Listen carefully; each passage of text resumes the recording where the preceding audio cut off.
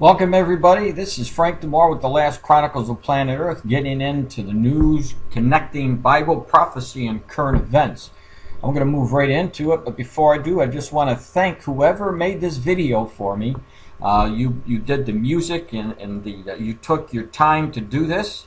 I appreciate it. It's a blessing to the ministry, and it just helps other people to find the book and to be able to download it for free as they find it. So thank you for whoever did this.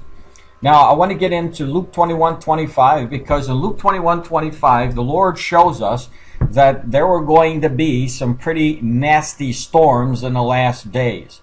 And as you can see here, the Lord told us, and there'll be signs in the sun and the moon and the stars, and upon the earth distress of nations with perplexity, the sea and the waves roaring. So we know that the storms are coming. Now, about 3 or 4 months ago, I put up an article that was written by the scientists, and they were telling us that this year they upped the number of storms that were going to be hitting this year. And we're already starting to see some of those storms, and I'm going to give you some updates on that. But this is August the 29th of 2012, and North Korea was just hit by one of these massive storms, and you can see that this storm did some pretty nasty damage in North Korea. And of course, North Korea has also been facing their own major problems. For example, starvation, massive drought at the same time. So they're being inundated in many of the prophecies that the Lord warned about: famine, shortages of food, flooding, these massive storms that are coming. So North Korea, again, has their own problems. Now, here's another one I wanted to get to you, because the Lord obviously, I added this prophecy, Luke 21:11, because he tells us to watch for many things. We're supposed to be watching for the great earthquakes, the famines, the pestilence, and the fearful events, and the great signs from heaven, which I'm going to be covering in a little bit here. But we're dealing with the storms, Luke 21:25. So let's see what the update has to say about what's going on in New Orleans, the area right now that's being inundated by this Isaac that has just struck New Orleans. Now, Fox News alert back to the storm now. Isaac's still a Category 1 hurricane, and we're seeing major flooding at the moment. Steve Harrigan has found himself knee-deep in a lot of that. He's in Ocean Springs, Mississippi. What are you standing in, Steve? Bill, this used to be Washington Avenue in Ocean Springs, Mississippi, not too far from the coast. Now, behind me is Biloxi Bay. The problem here is that now Biloxi Bay is higher than Washington Avenue and higher than a lot of the coastal region. So we've had heavy rain all morning, rain which... Let me just stop that. For any kids that are watching this video, you wouldn't want to really do what this reporter is doing. I mean, this is obviously not something that's very safe. And to me, this guy's not too bright to be standing in a Category 1 or a hurricane when the water's surging. So I just thought I'd throw that out there. We could have for another 72 hours, and now that water overflowing as well. That means whenever you drive around this part of coastal Mississippi, you drive for half a mile or so, and then suddenly roads are closed. That's creating a lot of problem for rescues, for people trying to get out. Of course, water like this, 4 or 5 feet deep, the Humvees, the National Guard can't get through with vehicles, so they have to take rescue boat teams to get people out. So getting from one place to another, really complicated, going to get more complicated. These people's yards are already under water. Most of these houses were destroyed in Katrina 7 years ago. They've been rebuilt and tougher. People here really out on... You know, you're not standing deep enough. Can you do me a favor and move out a little bit deeper, maybe so just your head will be outside the water? I think that will be a little bit more of an impact. Their porch, watching, wondering whether this water is going to wipe them out again 7 years later. Bill, back to you. Was it that way last night, Steve, or is that just a daybreak? No, last night it was though he's standing up to his ankles. Water's that high. It was not this way at all, and that's another good point, is just how remarkably quick this storm is moving. Not with heavy winds, but with the real surge. We've actually had to move our vehicle 2 or 3 times in the last hour because it creeps up on you. Obviously, remarkably quick shouldn't be in your vocabulary if you're standing in water that deep with a surge coming. It creeps up on you fast, and officials here are really stressing that this is not just a coastal storm, this is a full statewide storm. So they're concerned about flash flooding, not just here along the coast, but along rivers and lakes throughout the state for the next 3 days, Bill. Steve, it's Martha here. That is an incredible shot that we're looking at of you out there in Ocean Incredibly stupid. Springs. Talk to me about the evacuation. How many people are left in that area, and were the warnings heeded? I think the warnings were heeded. I think people took this Well, apparently you didn't take it. storm very seriously. 230 people died 7 years ago in southern Mississippi in Katrina, so people were cautious. They have mandatory evacuations were in the 3 lower counties. Steve, I think you should demand from Fox hazard reporting pay. So that's about 150,000 people got out. The problem is now for those people who stayed in places like Waveland, You mean like you in the water? you can't even get to them. Only some emergency vehicles, some boats are getting in. So what I'm standing in right now is far from the worst of it. It's You're standing in water. Give me a break. Are you kidding me? bad, it's getting worse, but there's a place I want to get to down the road Yeah, it would be called dry land. that I can't get to yet, maybe tomorrow. And if people Yeah, well, you gotta be kidding me, right? Is this a comedy or what?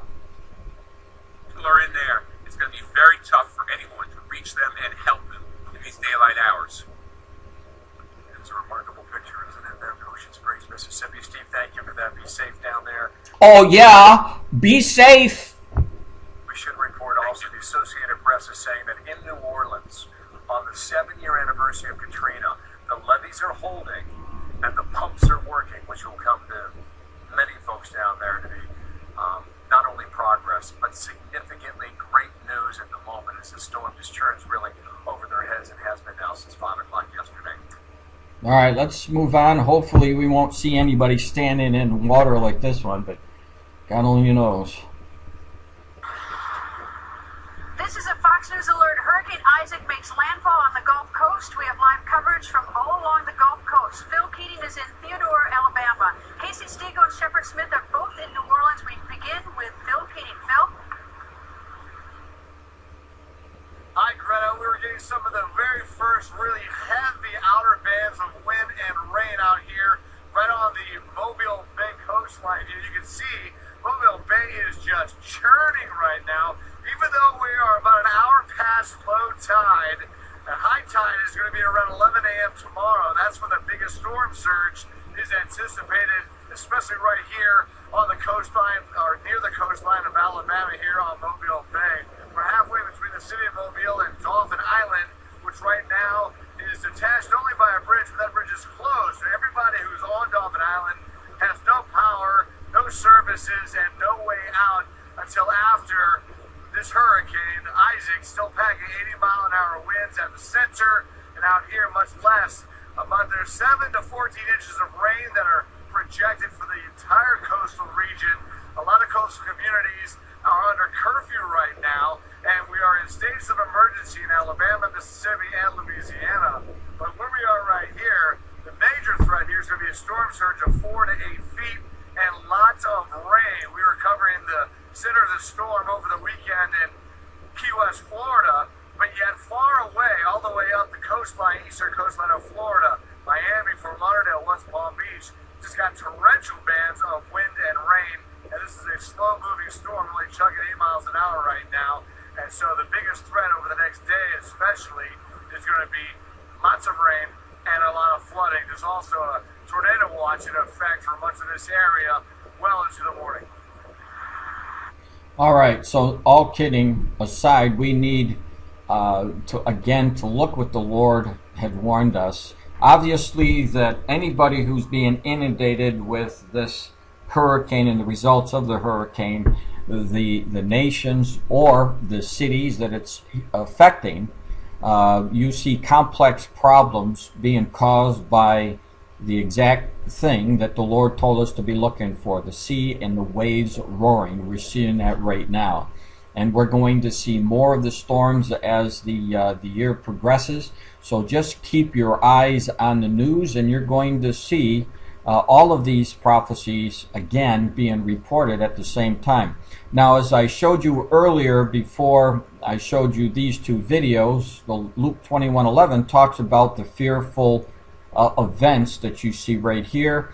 And I put this down in the news that came out because Peru is now on the way of exploding. It looks like the volcano there, and we've been seeing a lot of volcanic activity last year, 2011, and again in 2012.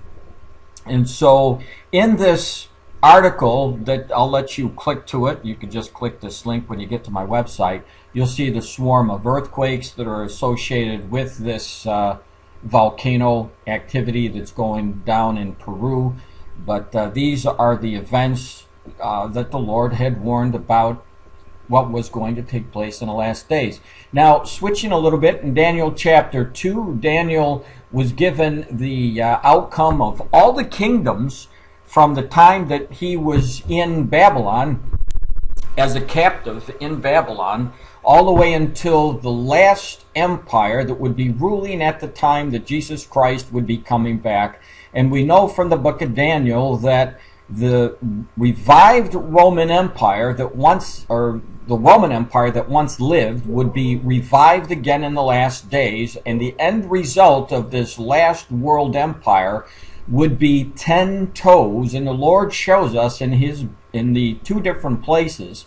We see it in the book of Daniel, and we also see in the book of Revelation, where the Lord shows us that these toes, the symbology of the book of Daniel, where we see the 10 toes, the Lord shows us in Revelation chapter 17, you'll see it here, that these are 10 kings that are going to give all their power over to the Antichrist in the last days. So what's going to happen? We see the old Roman Empire come back into fruition. There'll be the end result, 10 leaders, 10 kings will give all their power over to the Antichrist. He will rule the world, and then Jesus will be coming back and destroying this kingdom and the Antichrist. Now, one of the reasons why I put this up today is because and I wrote it here, is what I find interesting is that the report today that we see 10 EU leaders who are on the same page with the leader of Germany. And this is, of course, Angela Merkel, who is the leader of Germany. And in here on the second paragraph, the article is fairly long, but what I tried to do is condense it for you. And it says this: so far, though, the German proposal has found new supporters in the other EU member, or few supporters, excuse me, in the other EU member states. And during a meeting of the so-called Future Group, now get this, the Future Group, an informal gathering of, here you go, 10 foreign ministers from EU countries. So this is why I am really looking at what's taking place with this western leg of the old Roman Empire, because we're seeing 10 foreign ministers from the revived Roman Empire. These nations from the European Union are the same nations that used to be in the old Roman Empire. So when you see 10 that are joining together, and you see the Lord talk about 10 of these same kingdoms coming together in the last days, it caused for the red flag to go up, and that's why I wanted you to see this news. Now, do I know for sure if these are the 10? I don't know yet. But definitely we will know as time progresses, and I know that obviously there's also the chance that you may never know. If the Lord takes the church out soon, we may not see who those 10, obviously who those 10 kings will be, because the church will probably be gone already at that point. And so the only people who would be seeing who the 10 kings are, who give their power over to the Antichrist, as we see in the book of Revelation, would be those people who were left behind because they did not receive Jesus Christ as their Savior. Now, moving on, in Matthew chapter 24, verses 6 through 7, the Lord talked about the civil unrest that would be coming in the last days as part of, again, the overall signs that would be coming. And kingdom against kingdom shows us that nations, independent nations, for example, like Syria, what we see happen in Syria would be fighting against themselves. We've seen a lot of this last year, and we're seeing more of it this year. And I wanted to give you some updates on that. So here we have the world news again today, August the 29th. Protest begins in peace and ends in violence. And there was massive amounts of people, and you see here almost 200,000 people by their account that were in rioting and causing civil unrest in Chile. So I'm just going to give you the highlights of this. And again, I have the links for you. You can go and click those links. Now here's another one. Obviously, if you've been watching the news, Syria has been in the news just about every single day. Syria's rebels claim to take over chemical weapons. Now, why is this so important? Well, it's important because Syria is mentioned in the Psalm 83 war that's going to be attacking Israel in the last days. Now, Bashar al-Assad has already stated that if anybody comes against his country, an outside force, that he was going to attack Israel. And so one of the things that Israel has already stated, if the chemical weapons that are owned by Bashar al-Assad falls into the hands of the Al-Qaeda or the Hamas or the Hezbollah, that Israel would respond and they would have to go and take out those nuclear chemical weapons or the people who were in the holding these weapons. And that would, if that happens, that could be the powder cake that could set off the Psalm 83 war. So with that, I want to go right over to the article. Let's see here, so that you could see what I've been talking about. This says the Supreme Military Council of the Syrian rebels released on a statement on Tuesday, which said that the rebel forces took control of an army missile base in Damascus. Now keep in mind, Isaiah 17:1 and also in Jeremiah chapter 49 verses 24 through 27 talk about the destruction of Damascus. That hasn't happened yet. We know that that's coming up, and I believe that it's coming up fairly soon, in which 10 already to launch missiles were found. And some of the missiles, according to the statement, were converted to carry non-conventional warheads. Now, during the successful operation, the operatives in the Free Syrian Army found a large number of rockets ready for launching with enormous destructive capability, and they were very surprised to find missiles that were converted to carry on conventional warheads and which can be equipped with chemical or biological weapons. And so this, when you hear this kind of news, you know that Israel is perking up and paying a lot of attention to it. Now, the Supreme Military Council of the rebels went on to claim that it had confirmed the report by examining photographic documentation of the scene. The council warned that these facts indicate that Assad's regime is getting ready to bomb cities in Syria using his missiles, and the possibility that he will use missiles with unconventional warheads cannot be ruled out. If this happens, Israel will strike. I've been warning about that. Now, the Council called the Arab countries and the international community to immediately intervene in order to protect the lives of the Syrian people before the regime moves to new levels of crimes which have tragic consequences for the entire region. Now, keep in mind, if this were to happen, and again, if the community, the international community, were to take steps in to invade Bashar al-Assad's regime, Assad said that he was going to attack Israel, and again, you would have a scenario where the Psalm 83 war could be ignited. Now, on Monday, the French President Francisco Hollande warned that any use of chemical weapons by Syria would be significant or sufficient reason for Western countries to intervene in Syria. And this, my friends, is what you need to be looking for, because if that happens, it's almost assured that the Bashar al-Assad, who would be pushed into a corner at that point, would retaliate. And I know, and I really believe in my heart, that he would go after Israel and then you would see fulfillment of Psalm 83. Now, Holiday in France was working along with several other countries to create a protective zone around Syria to be in position to move in if necessary. Now, a similar warning was made last week by the U.S. President Barack Obama, who said that the President Bashar al-Assad should heed U.S. warnings to neither use or move the chemical or biological weapons. And the reason why the president said this is because Benjamin Netanyahu of Israel told him that if they were to move these or fall in the hands of Israel's enemies, they would go in and try to take those chemical weapons away, again, which would be a scenario for the beginning of the Psalm 83 war. So there you have it. We have possible scenarios, possible events that may come into fruition, causing the beginning of the Psalm 83 war. So it's really, really important to be paying attention to what is happening in this area. Now, as far as God's curse, you see that I put that there. You'll see the different verses that the Lord had warned about anybody who messes with Israel, anybody that curses Israel, anybody that tries to divide up Israel. Anybody who burdens themselves, you see it here, burden themselves over the holy city, Jerusalem.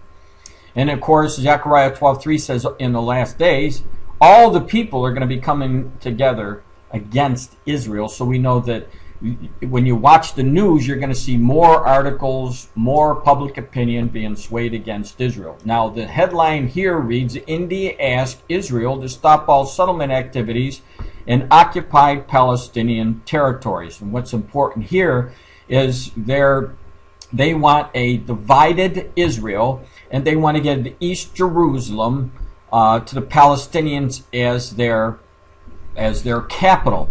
Now, India has fallen under the curse. So you need to watch what's going to happen in India, and I believe that it's already started. Because I believe that when you look at the weather patterns and what's going on with the massive drought in India, I believe that this is part of the curse, and this is some of the news that I put up today. August 29th, headlined, Weak Monsoon Rain, Specter of Drought in India.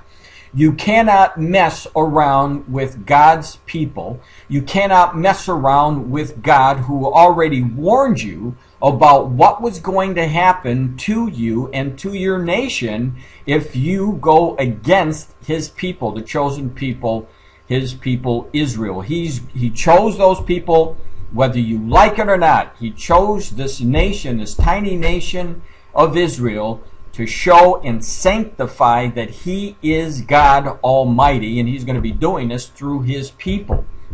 So if you want to get cursed, then you curse Israel. If you want to get cursed, try to divide up the land and try to give the holy city of East Jerusalem back over to anybody but the Jewish nation, and you will be under the effects of the curse. And we see that India right now is having a major drought problem, so there you go. Now, just keep watching what's going on in India, that I would expect that India is going to have some other earthquakes and some other disasters that will befall them soon, so let's pay attention and watch what's going on. But here's the bottom line. The Lord has already given us all of this information, and to us, at the natural eye, we would see this as all bad news. But here's the good news. The Lord gave us all of these things. He told us that these things were going to happen before they took place. And the reason why is because he wanted us to understand the blessing when we saw these things come to pass. The Lord said to look up, because he would be coming shortly when you saw all these signs. And so, yes, we're seeing all of these things take place. But yes, that means that the Lord is coming soon. That is the blessing. Not the bad news, but the good news that the Lord is coming for his church soon. And that's what I'm trying to get you ready for. Thank you. Hi everyone, this is Frank DiMora with the Last Chronicles of Planet Earth. Very short video, but this is an exciting video for me because I've been praying about this for a long time. And I want to give you some good news that you'll see here the cover of my book is in Spanish. Now the book itself has not been translated into Spanish as of yet, but the Lord is definitely doing a work, so I believe in the near future you'll start reading the Last Chronicles of Planet Earth in Spanish. And so I want to announce today, announcing the newest pastor to join my ministry, and this is Pastor Israel Vila. He's a Spanish-speaking pastor, and he has come on board as of yesterday. And again, this is in fulfillment of prayers that we've been offering to the Lord, asking Him that, Lord, please send people who would help the ministry to spread the word of the Lord in Spanish, since Spanish is a well-known language and used by millions of people around the world.